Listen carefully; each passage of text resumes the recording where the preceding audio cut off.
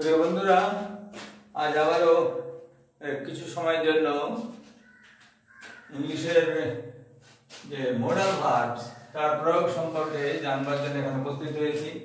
আমি লিখেছি May and mite their uses, মানে মে অ্যান্ড মাইট এর প্রয়োগ এক ঝলকে, এট এ গ্ল্যান্স, এটা এক ঝলকে দেখার এটা চেষ্টা করা হবে।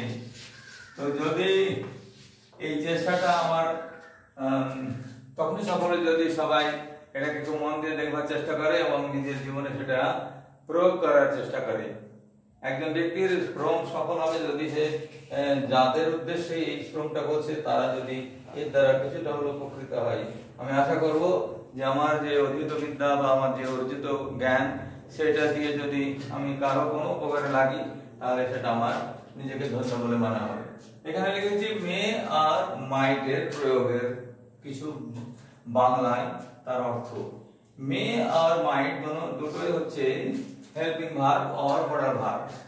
একে মডাল ভার্ব কেন বলা হয়? কারণ এরা যে কোনো বাক্যের সঙ্গে জুড়ে তার বাক্যের মোড অফ অপারেশন কি জন্য এটা বলা হয়েছে সেটা বদলে দিতে পারে। তো they can express the mode of action of the main verb of the sentence. Sentence যে মেন ভার্ব হচ্ছে তার প্রয়োগটাকে এরা বদলে দেয়, তাই এটাকে মে বলা হয়, মানে হেল্পিং ভার্ব, সরি মডাল বলা হয়। মডাল ভার্বসে এই একটা যে মে তার প্রয়োগ দেখাতে গিয়ে এখানে লিখে রেখেছি সম্ভাবনা। তো মে দিয়ে কি প্রয়োগ করা, কি মিনিং হয়? মে দিয়ে বলা হয় এই সম্ভাবনা, মানে যেমন সে আজ এখানে আসবে অথবা আসতে পারে।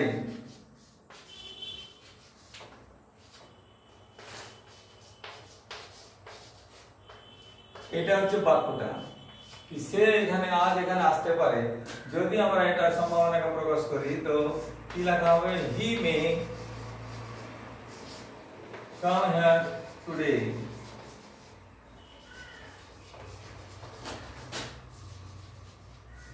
ওর আসার সম্ভাবনা আছে তখন এটাকে মে ব্যবহার করা হবে। হি মে কাম হিয়ার টুডে। তো সম্ভাবনা প্রকাশের জন্য আমরা মে প্রয়োগ করি, এটা মনে রাখতে হবে। ঠিক আছে, এবারে সম্ভাবনাটা এখানে মুছে ফেলছি। আশা করি এটা বোঝা গেছে।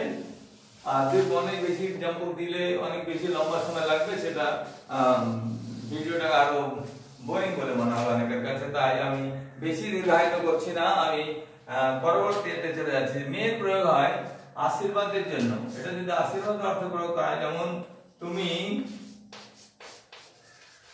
সুখে থাকো, সুখে থাকো, কাউকে আশীর্বাদ করা হচ্ছে তুমি সুখে থাকো। তো এটা যখন ইংলিশ করা হবে তখন কি হবে? মে ইউ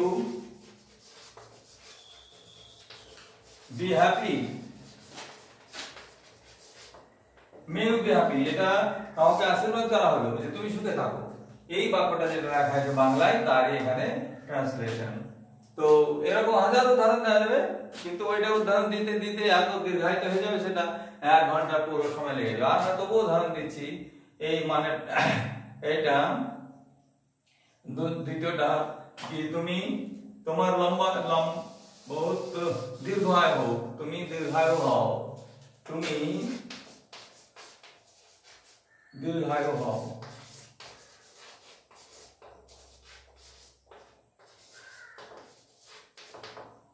তো এখানে কি উদাহরণ? May you live long.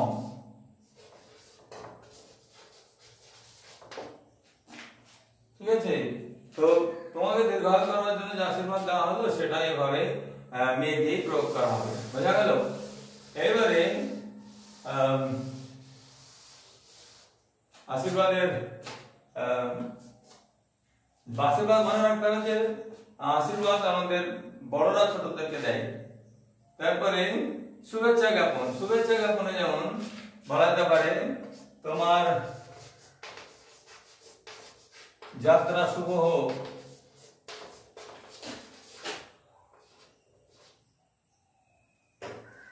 তোমার যাত্রা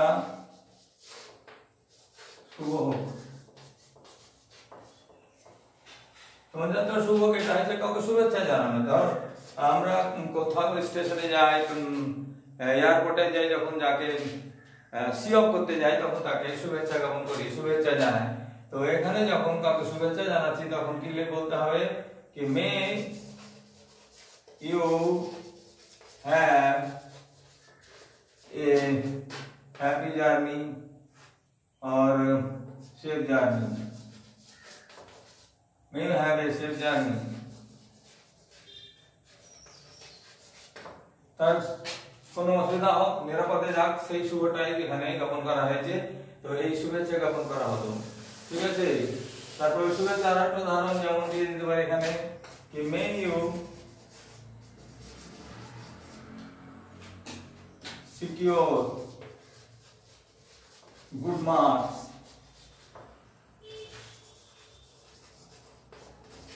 in exam। তুমি এটা বাংলা মানে কি হলো এটা কি তুমি পরীক্ষায়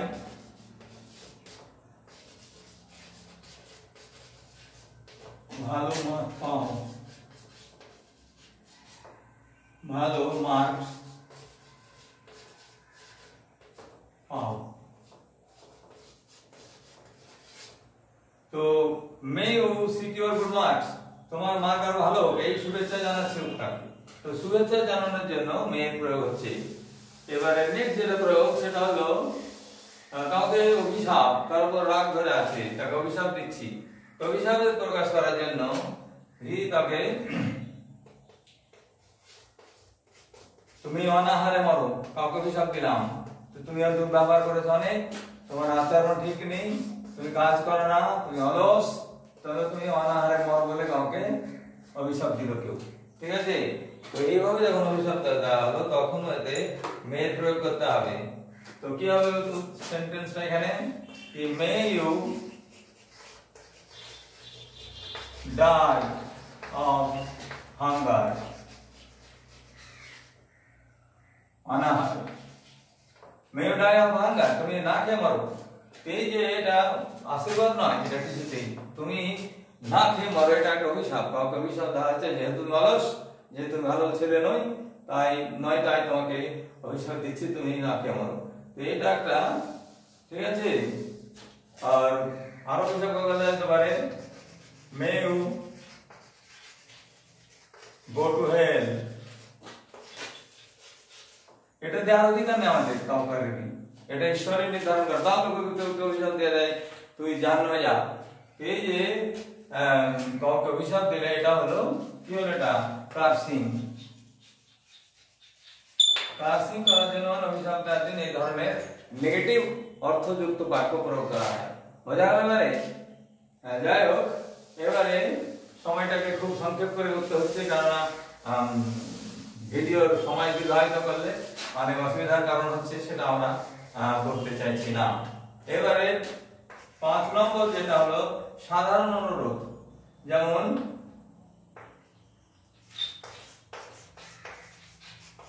তুমি কি আমাকে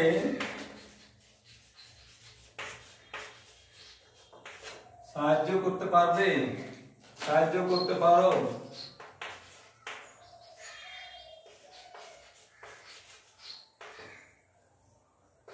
তুমি কি সাহায্য করতে পারো? তো এখানে যেমন কি হলো, এখানে মে ইউ হেল্প মি, এখানে সাধারণ অনুরোধ, সেই জন্য প্লিজ লাগাতে হবে না। প্লিজ লাগালে সেটা কি হয়ে যাবে, বিশেষ অনুরোধ হয়ে যাবে। আমরা বিশেষ অনুরোধের ব্যবহার করছি না, বা বিনীত অনুরোধ ব্যবহার করছি না। সাধারণ বন্ধুদের মধ্যে বলছি, বা আমি নিজে বলছি আমি কি তোমাকে সাহায্য করতে পারি। যেমন আমি যদি বলি, অন্য একটা উদাহরণ, কি আমি কি তোমাকে সাহায্য করব অথবা সহায়তা করব। তো কি হলো এখানে, এটা একটা ফর্মাল রিকোয়েস্ট। তো কি হয়ে যাবে, মে আই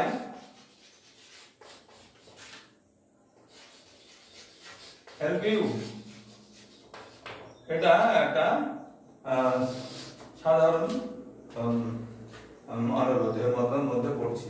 আমরা এইভাবে মেয়ের প্রয়োগ দেখলাম যে মেয়ে একটা হলো সম্ভাবনার জন্য, মেয়ের প্রয়োগ হলো কাউকে আশীর্বাদ দেওয়ার জন্য, ব্লেসিং দেওয়ার জন্য অথবা অভিশাপ দেওয়ার জন্য। মেয়ের প্রয়োগ হলো কাউকে বিনীত অনুরোধ করার জন্য, কাউকে সাধারণভাবে অনুরোধ করার জন্য, আর কোনো কাজের সম্ভাবনা প্রকাশের জন্য। তো এইভাবেই মেয়ের প্রয়োগগুলো মনে রাখতে হবে। ভিডিওটা আবার একবার ঘুরিয়ে দেখতে পারলে বা দেখে নিলে, বারবার রিপিটেডলি দেখলে এটা মনে পড়বে এবং সেভাবেই নিজের জীবনে প্রয়োগ করার চেষ্টা করতে হবে। আর যদি চেষ্টা করা যায় সঠিক করে দেখার, তাহলে মনে থাকবে এবং ক্লাসে যেটা বোঝা যায় না বা ভিড়ের মধ্যে ঠিক করে বিষয়গুলো বোঝাবার চেষ্টা করা যায় না, ওটা বিরক্ত করে মারে, সেখানে নিজের ড্রয়িং রুমে বসে বা কোনো পড়ার টেবিলে বসে 5-10 মিনিট 15 মিনিট সময় লাগবে হয়তো, বা এই 15 মিনিট ওইটা ব্যবহার করে দেখে নিলেই ওই প্রয়োগটা বারবার দেখে দিনে বা সপ্তাহে 1 দিন 2 দিন দেখলেও সেই জিনিসটা যখন মনে হয়ে যায় তখন এইভাবে অনায়াসে না দেখেও সেটা প্রয়োগ করা যেতে পারে। এবার আমরা যেটা দেখছি সেটা হচ্ছে মাইট। মাইটটা মেয়ের জাস্ট পাস্ট টেন্স। মাইটের যেমন আমরা মেয়েদের সম্ভাবনা দেখেছিলাম, এটা কম সম্ভাবনা। কম সম্ভাবনা মানে লেস পসিবিলিটি। লেসার পসিবিলিটি মানে এটাকে যদি বলি হি মে কাম টু মাই হাউস, এটা সম্ভাবনা আছে যে যথেষ্ট যে আসবে, কিন্তু যখন বলি যে হি মাইট কাম টু ইওর হাউস, তো এটা সম্ভাবনা কমে যাচ্ছে, মানে ওটা সম্ভাবনা থাকছে না। তো एग्जांपल দিয়ে বলি আমরা এখানে সে এখানে আসতে পারে,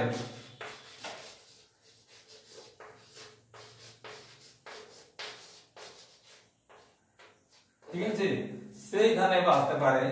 এইটা যখন প্রয়োগ করব তখন এটা কি হচ্ছে, এই আসতে পারে মানে ঠিক নিশ্চিত নয়, অনিশ্চিত। তো ইনডিফিনিটিভ হওয়ার জন্য, লেসার পজিশনের জন্য এভাবে লেখা যাবে, যেমন হি মাইট কাম হিয়ার। ও এখানে আসতে পারে, কিন্তু আসবে কিনা এর সুনিশ্চয়তা নেই। এইরকম যখন সেন্টেন্স হবে তো তখন তাকে মাইটে ব্যবহার করা হবে। যেমন আজকে প্রচন্ড গরম, ঠিক আছে, তো এই গরমে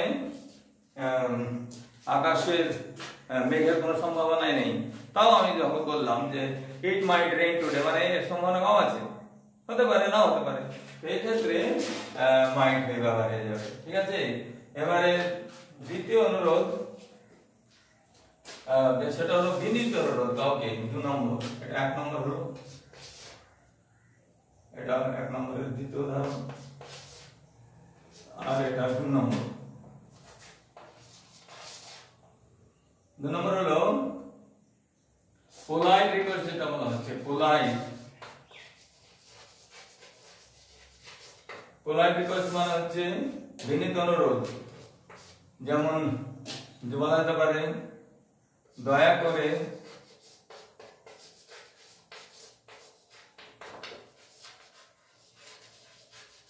আমার ভারী ব্যাগটা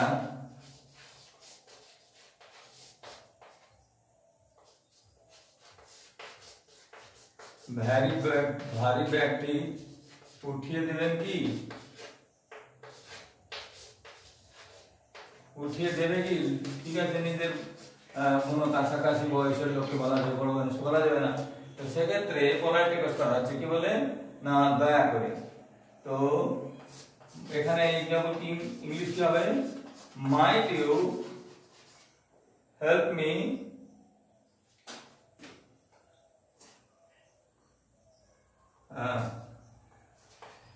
lift my bag.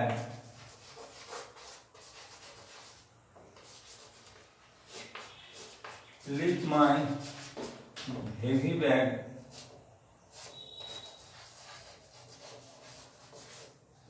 Bag please.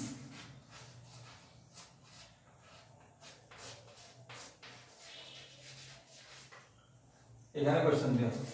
তো বন্ধুরা এই সংক্ষেপে এই দুটো মডেলেরই ব্যবহার করা হলো, কিন্তু একসঙ্গে অনেকগুলো চিনি দিয়ে যখন খাওয়া যাবে না, তেমনি অনেকগুলো একসঙ্গে বিষয়বস্তু দিলেও অনুধাবনযোগ্য নয়, মনে রাখে না। তাই এই দুটো করেই আমি করবার চেষ্টা করছি। যদি আমার এই চেষ্টা সফল হয়, যদি মনে হয় যে আমি ঠিকঠাক করেছি, তাহলে তোমার এটা দেখবে আর এটাকে অনুসরণ করার চেষ্টা করবে।